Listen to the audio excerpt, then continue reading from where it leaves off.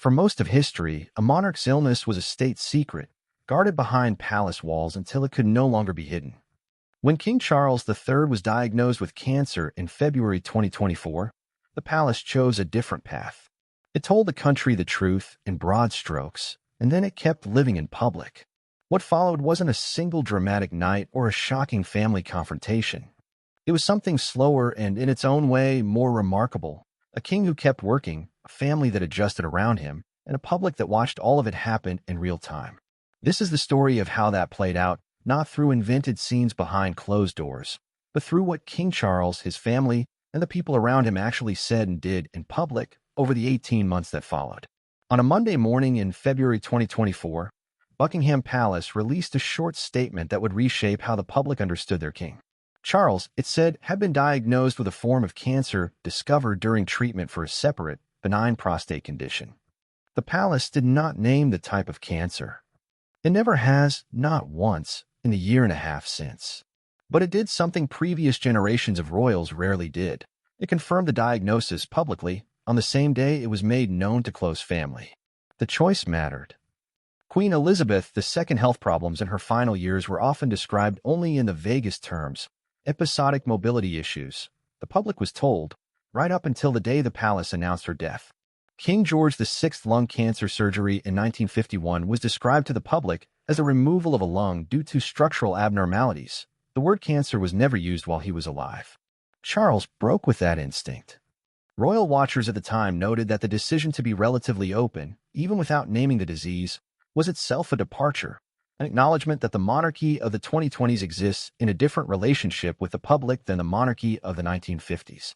He paused public-facing engagements for 3 months on his doctor's advice. But even during that period, he did not disappear from view of the state. He continued to conduct paperwork, hold private audiences, and manage the constitutional business of the crown from behind the scenes. The so-called red boxes of government documents that a monarch reviews daily did not stop arriving at his desk. The world simply didn't see him doing it. By late April 2024, Charles was back in public, visiting a cancer treatment center, a visit widely read as a deliberate signal that he intended to use his own diagnosis to draw attention to the disease rather than hide from it. Over the following months, he resumed a near-normal calendar: garden parties, state visits, Commonwealth engagements, military commemorations.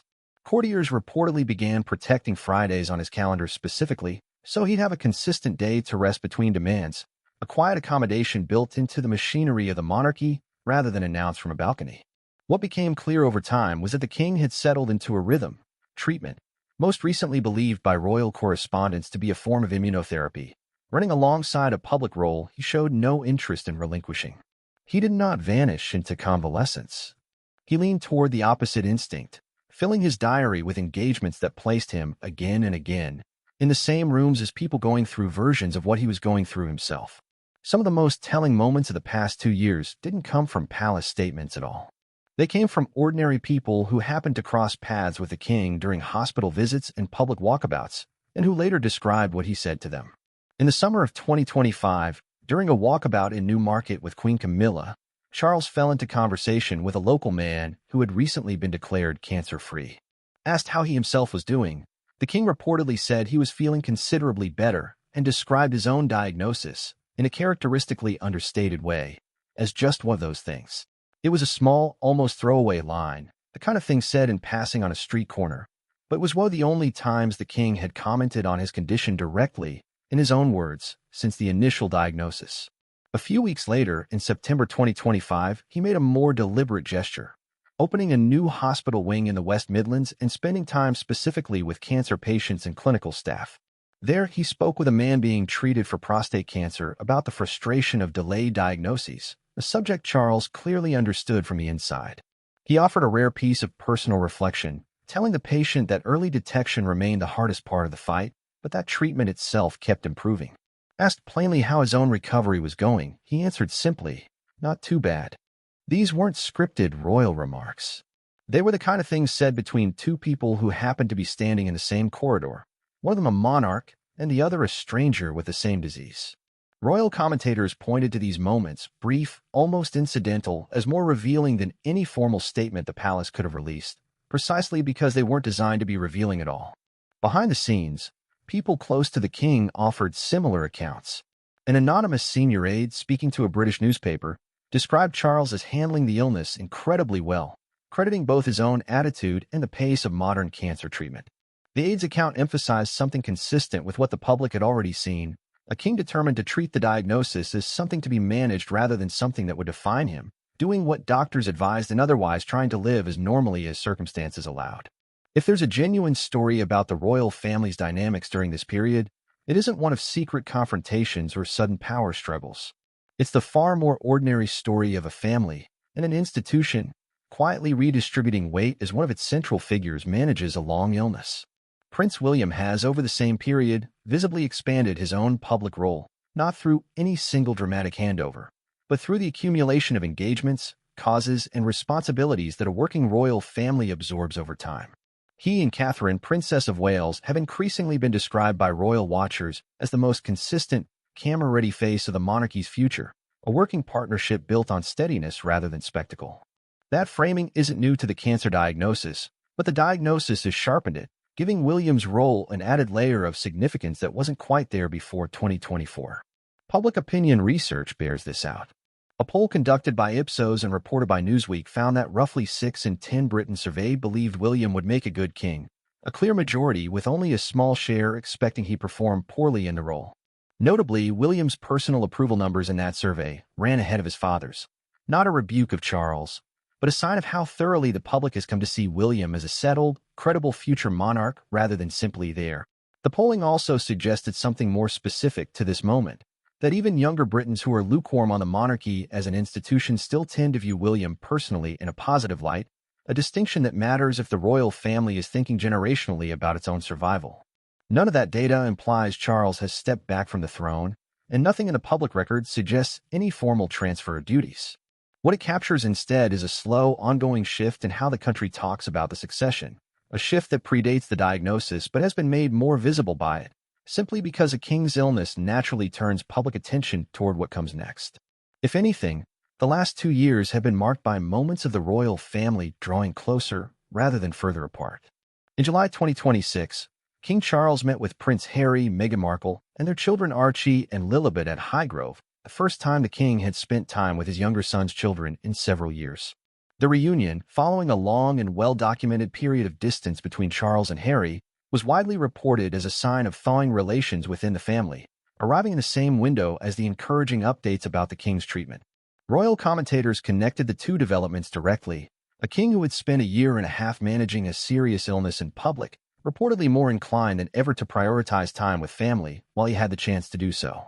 Whether or not that reading is precisely accurate, the sequence of events, the reunion, followed weeks later by upbeat reports on his treatment progress, offered a rare moment where the private and public dimensions of the king's life seemed to move in the same direction at once.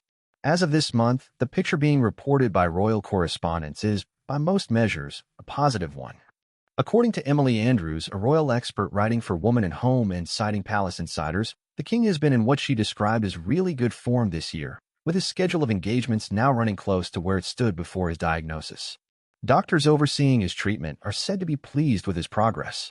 He remains on treatment, believed to be a form of immunotherapy, and Fridays are still reportedly kept clear on his calendar as a standing accommodation for rest, a small practical adjustment that has simply become part of how the institution runs now. Charles and Camilla have retired to Balmoral for their traditional summer break, following what by royal standards was a busy few months, including an appearance at a reception for the 2026 Commonwealth Games in Glasgow. There's no indication in any credible reporting that his condition has worsened, that his role has been formally curtailed, or that any emergency reorganization of royal duties is underway. The picture instead is of a monarch who has spent a year and a half absorbing a serious diagnosis into an otherwise full working life, pacing himself, leaning on his family, and continuing to show up. It would be easy to tell this as a story about tragedy and shock, palace intrigue, a family in crisis, a king whose time is visibly running out. That version travels well online. It's also not what the record shows. The real story is quieter and, arguably, more remarkable for that. It's the story of an institution built for centuries around the idea of unchanging permanence, choosing, for the first time in generations, to let the public see a monarch as a patient, vulnerable, undergoing treatment, occasionally tired, but still working. It's the story of a family that has not needed a crisis to prepare for the future, because it has been quietly preparing all along, through the ordinary accumulation of duties and responsibilities that happens in any long institutional life. And it's the story of a public that, when given the chance to see a king managing illness honestly rather than concealing it, responded not with panic but with something closer to respect, reflected in poll numbers, in small gestures on the street, in the willingness of strangers to ask him simply how he's doing. Charles himself offered perhaps the most fitting summary of all this, almost by accident, in that brief exchange in Newmarket, feeling better, getting on with it, calling it just one of those things. Not a dramatic declaration, not a turning point, just a king describing his own life honestly, and then moving on to the next engagement on his calendar. Sources: Buckingham Palace Public Statements, February 2024, Woman and Home, via Royal Correspondent Emily Andrews, August 2026, People Magazine, July 2025, September 2025, The Telegraph 2025, Ipsos/Newsweek Polling, The Royal Observer, August 2026. Hello. Magazine, August 2026.